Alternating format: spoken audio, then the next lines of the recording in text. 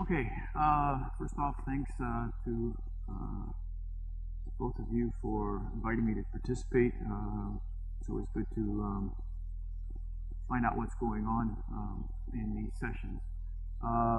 Very quick overview of what I'm going to talk about. I got 5 topics in 20 minutes, so it's going to be a bit of a race here. A quick look at the energy snapshot of Hawaii, where our renewable portfolio standards are going, something about current biomass in Hawaii's electricity picture, some of the resources and analysis that have been done that might be useful, and then finally, if there's time, kind of a summary of some of the case studies that have been done for using biomass for various energy products in Hawaii. So this is a pretty high-level shot of our current energy consumption. This is primary energy. In Hawaii today, roughly 90% of it comes from fossil fuels. All of it is imported, and most of that is coming from crude oil. And if we look at the breakdown of how our primary energy is being used, we see that it's about a 1/3, 1/3, 1/3. 1/3 for jet fuel, 1/3 for gasoline and marine fuel, and then electricity is about a 1/3. So rough, but a fair summary of our current energy consumption. If we look now at the electricity part of it, we go back. If we go back to this, certainly the jet fuel and the gasoline, it's a pretty straight shot. They're coming from petroleum. We have a little bit of 10% ethanol blend in our gasoline, but for the most part, it's petroleum based. The electricity, there's a little bit more diversity. So we have on the left-hand side where the energy sources are coming for electricity production in Hawaii versus the rest of the United States. And what you'll notice here is that oil was contributing 71 or accounting for 71% of the total. And if we look where oil is for electricity production elsewhere in the U.S., we see it accounts for 1%. So we have a very different system here in terms of how we generate electricity. Oil and coal then account for 85+% of our primary energy use for electricity. The rest being made up of the renewables, biomass, geothermal, hydro, solar, wind, etc. The rest of the United States, we have only a little bit of oil use, a lot of coal, a lot of natural gas, and then nuclear. So we are a different energy system here in terms of our electricity generation. So where does the oil come from? Well, we don't have any oil here, so obviously it's all imported. This is an older graphic that Department of Business, Economic Development, and Tourism used to put one of these out every year in their annual Energy Coordinators report. They've gotten away from doing it. I think they would rather de-emphasize where the oil's coming from and talk about where the renewables are coming from. So I've seen with this administration a change, more emphasis on the renewables, kind of less emphasis on the oil part of it in the reports. However, 44 million barrels of oil, petroleum imported in 2013. It's about 34 barrels per person, and roughly $5 billion leaving the state to pay for imported petroleum. And if you look at where these are coming from, this changes year over year, but for the most part, not hugely. We get a little bit from Alaska, some refined products. This would be gasoline imported rather than petroleum imported. Some of that coming from the 48, lower 48, but much of it then comes from Asia, and this thicker bar here is the amount coming from the Middle East. So the amount of petroleum we import certainly serves to make us energy insecure, and because most of it is coming from non-domestic or foreign sources, that increases our I guess, insecurity.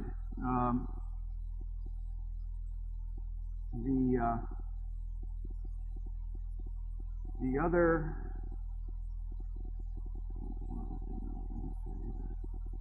well, so how does our dependence on oil then impact our energy prices? So the graph here shows blue is the price of oil, and we're using the spot price, dollars per gallon, as a proxy for the oil we purchase. But you can see that the gasoline price, which is the red line, and the electricity price both follow the price of oil. So our electricity prices, our gasoline, obviously the gasoline connection is there, but in our case, electricity also follows crude oil very closely. And if we look then at our electricity costs on each of the islands, you see that Oahu is the lowest price at about 35 cents a kilowatt hour. This is in May 2014, and that the U.S. average, however, is down around 11 or 12 cents. So we have much higher electricity prices, and this all translates back to where our primary energy is coming from. Okay, so what are we doing about it? Well, we have a renewable portfolio standard requirement here in the state. Renewable portfolio standards apply to electricity, and that is put in place legislatively. And you can see that in 2001, the first RPS legislation came out. These are the target years along here. So in 2001, it was mandated that in 2003, we have at least 7% of our electricity coming from renewable sources, and then laid out moving forward. This was updated again in 2004 and again in 2009. So you see that these are the ones that are currently in effect. So we're right in between here. We're at 2014. And something important happens in 2015. Prior to January 1st, 2015, we use what I have called here the pre-2015 protocol for accounting for what's renewable. And we can read this. The RPS percentage requirements may be achieved by both renewable energy generation and by energy efficiency and energy offset technologies. So energy efficiency might be that a program be put in place to replace incandescent light bulbs with compact fluorescents. So savings there were then allowed to be credited for meeting renewable portfolio standards. Solar hot water heat would also displace electric hot water heat. That could be an energy offset technology. That could be included. So up until the beginning of 2015, those were allowed to be counted in renewable portfolio standards. As of January 1st, those are going to go away. Renewable generation is the only thing that will count toward the renewable portfolio standard. So these targets, although this 10% came under the old rule, this 15% will then, because this is going to be calculated at the end of 2015, this will then fall under the new rules. So a tightening of the allowable, basically the tightening of the rules to say that renewable energy is coming from renewable generation.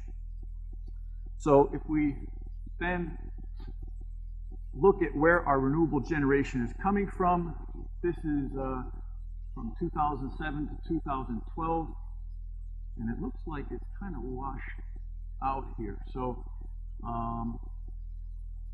there's a gray bar in between the blue and the tan, which is wind. So you're going to have to kind of imagine, maybe I No, you're going to have to imagine that one. But basically, if we look at where has the increase in renewable energy generation come from, we can see that biomass is kind of this base load on the bottom. It's maintained itself at roughly 400 gigawatt hours per year. We see that geothermal is here in this kind of greenish bar. That's fluctuated a little bit. It's gone up recently. There's been a little bit more geothermal production with the expansion of the facility in Puna. Commercial solar, the only place you see it is this tiny little slice right here. So that's increasing, but really not contributing a whole lot. Hydro, the blue bar, that's perhaps increasing a little bit, but we've probably developed much of our hydro resources already. I don't think that there's going to be huge expansions in hydro. The wind is our washed out part. So if we imagine, you'll see that that's getting bigger, or has gotten bigger up to 2012. Biofuels here is probably looking at use of biodiesel and similar fuels in steam generating or combustion turbines, and also in big marine diesel applications. They've used those in startup situations to reduce emissions. So you'll see that that's also a small slice, but it's really variable depending on the year. And then finally, this light blue, which is also kind of washed out, is distributed PV. And you can see that that's been increasing as well. And what we can take away from this is that the two biggest growth areas for renewable generation are wind and distributed PV. The distributed PV is rooftop solar and solar panels that maybe some of you have installed on your homes. But the growth is coming through intermittent sources. So both wind and distributed PV are not base load. They fluctuate depending on time of day as well as weather conditions. So as we start to increase the intermittence, it would also be good to have an increase in base load, and that's kind of where biomass can come in, because that's something that can operate 24 hours a day. Yes?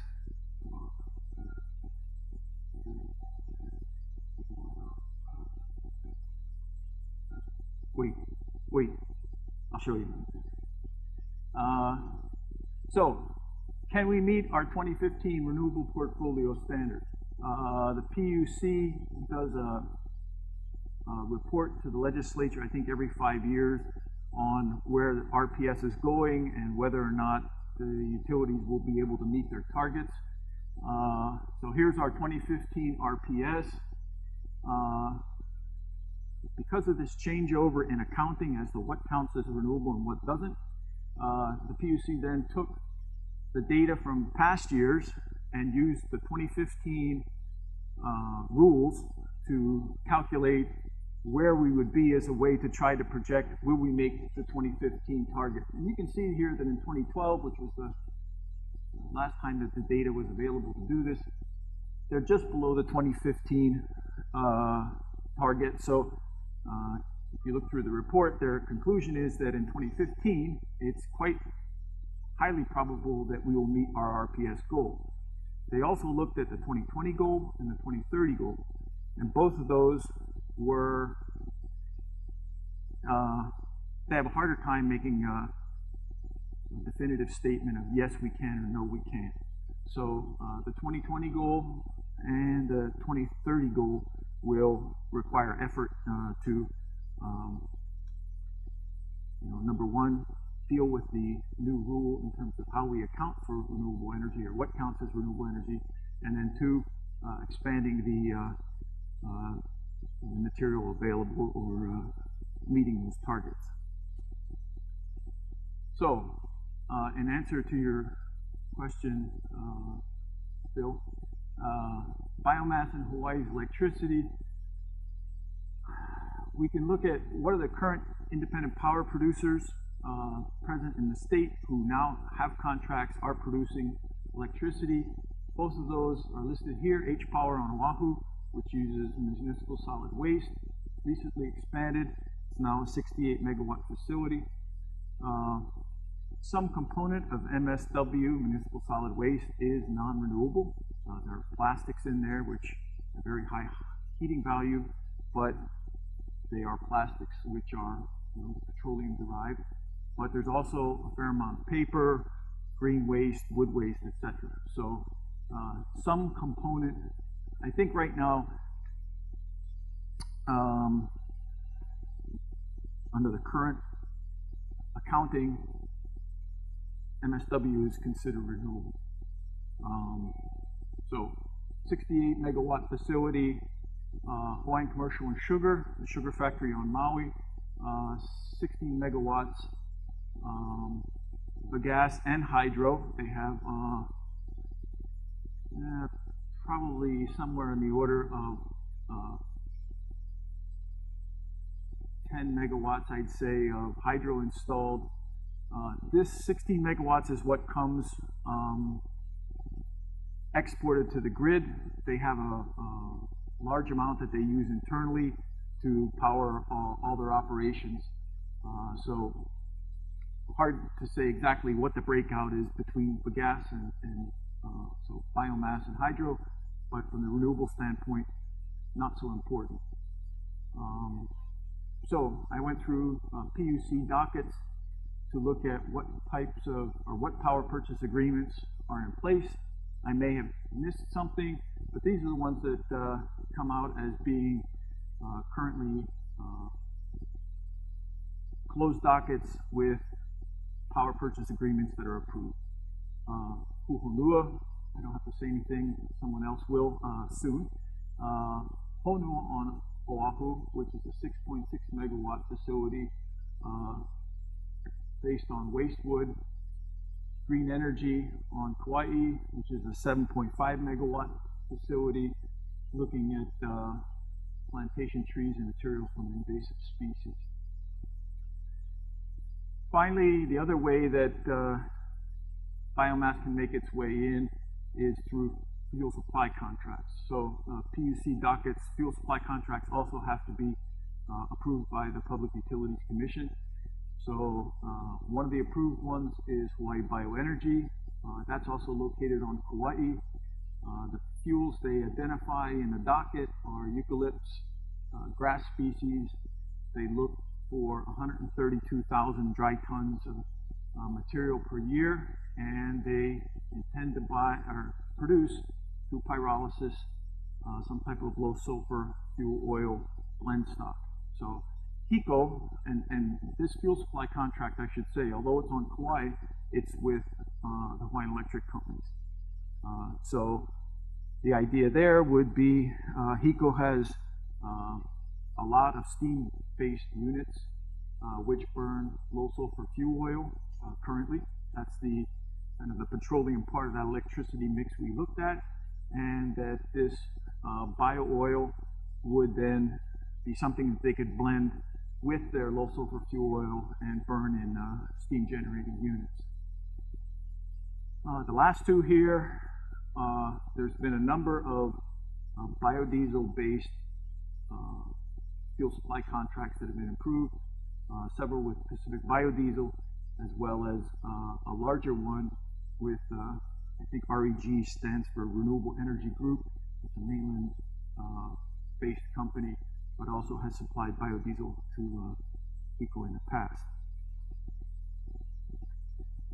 So moving now to resources, there's been a fair amount of bioenergy related analysis and research projects that have gone on over the past 10, 15 years.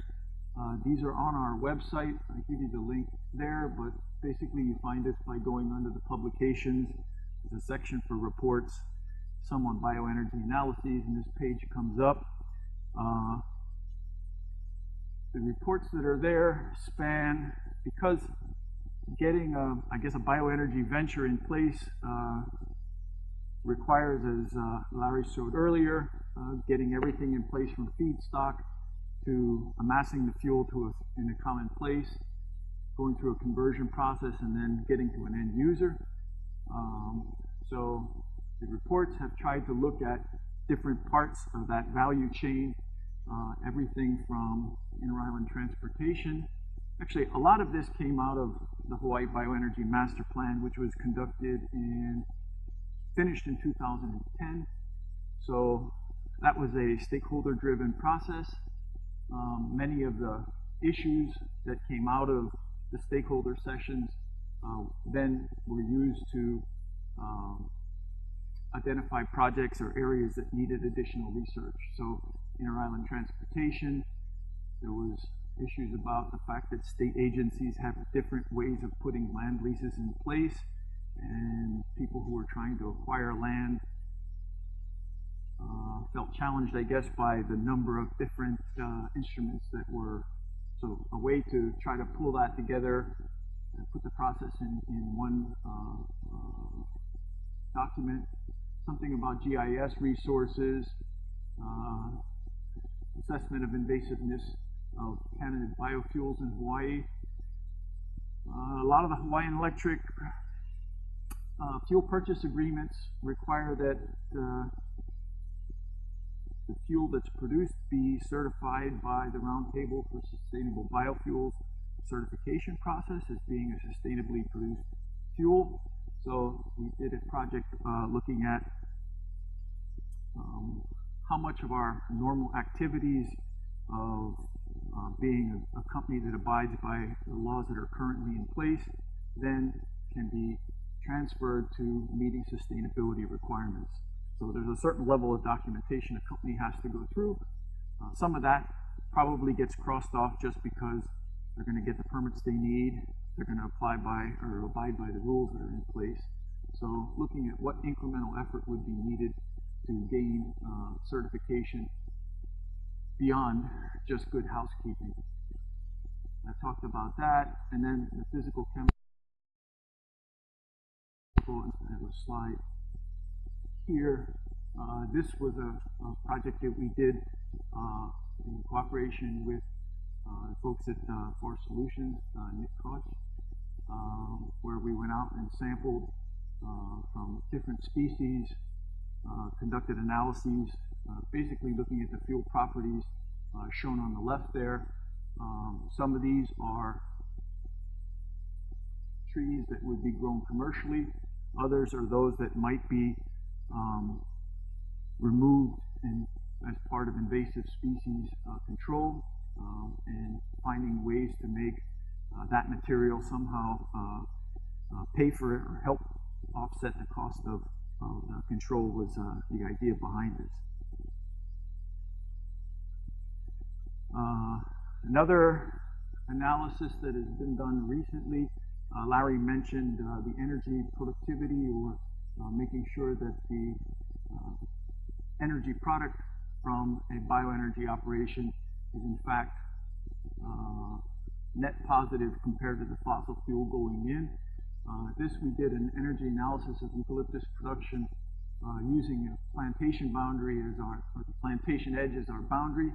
So you'll see within this dotted line the different activities that go on in producing eucalyptus. We then look at all the material and energy flows that have to cross that boundary in the production of the crop. So we do basically an inventory of all these material energy flows. We then assign energy equivalencies to each, and then we can calculate this energy ratio. And the energy ratio is the energy embodied in the wood that's coming off the plantation divided by the fossil energy input. And we want to make sure that that's as high, well, we make sure, but we want to know what the number is. The higher the number, the better, right? It means that for a fossil energy input, we're getting a large return in wood energy. And so based on a 7-year rotation and mean annual increments typical of Hamakua, we came out with a energy ratio of 43. So we're getting a 43 multiplier on fossil fuel in the form of eucalyptus wood. Now, this is not chipped wood, so this is wood at the plantation boundary. It would have to be transported to another location. There's going to be another energy investment there. There's particle size reduction. There's going to be another investment there. So each additional activity is going to start to lower that 43 down. But this is kind of the base that we calculated to start, I guess, additional analysis from. So how could we improve that?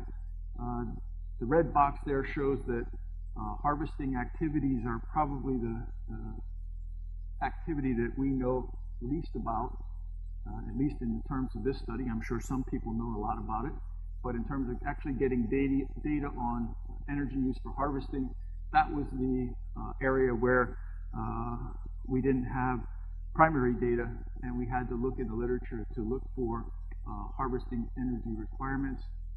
That's the area that would help improve the basis for this analysis and either move that 43 up or down depending on the result. So finally, how am I doing on time? Okay. The Hawaii case studies that I mentioned, over the years people have looked at trees and grass species for some type of energy production enterprise. These go back as far as 1979. So I've tried to just list them out here, either using lucena, eucalyptus, and in the later years, bananagrass, which is a fast-growing tropical grass that people have looked at to use for purpose-grown fuel for mainly electricity production. So there's been a number of these studies conducted for the state. What kind of questions? Well, are there sufficient lands available for these types of applications? Probably in the 70s when these started to be asked, sugar was a much larger part of the landscape, and land was probably not nearly as easily available. So over time, land has maybe become less of a constraint. In some cases, irrigation water was a constraint. Is there enough of that? What energy crop species would be most suitable? How much can we produce? How much end-use energy could that be converted to? What would be the cost of delivering biomass to a conversion facility? Because unlike the forest thinning and byproduct applications that Larry has been talking about, much of the interest has been in purpose-grown biomass. So biomass that will just be going to service an energy facility. So just to kind of summarize these, if you look across the state, the black dots are those that were done using bananagrass.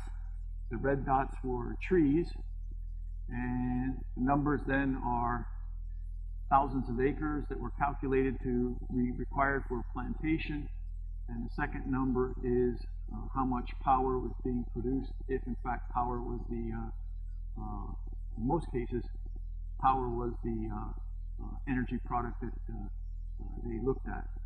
And in cases where there are two numbers, for example, 11/20, two different conversion technologies were considered there, one being steam-based combustion system, the other one being a gasifier combined cycle, something that had higher efficiency and would then produce more electricity for the same amount of fuel. So in tabular form, I kind of tried to pull things together and look at the areas, whether they were considered to be irrigated or not, the harvest rotation, what kind of yields they used in doing their calculations, and then kind of the money shot here is what kind of feedstock cost was coming out of this in terms of dollars per dry ton. Now, I made no effort to try to put these on a common basis. These are in whatever year dollars the study was done in. So there you can see the range there being from $40 a dry ton to the later values, which were on the order of $80 a dry ton. And finally then, some of them carried the analysis through and actually came up with the cost of electricity, the generating capacity here. Again, as I said, some of these considered two different conversion processes. So there's a number of references here. I can provide these if anybody's interested in going back and looking at details. And I'm pretty much on time.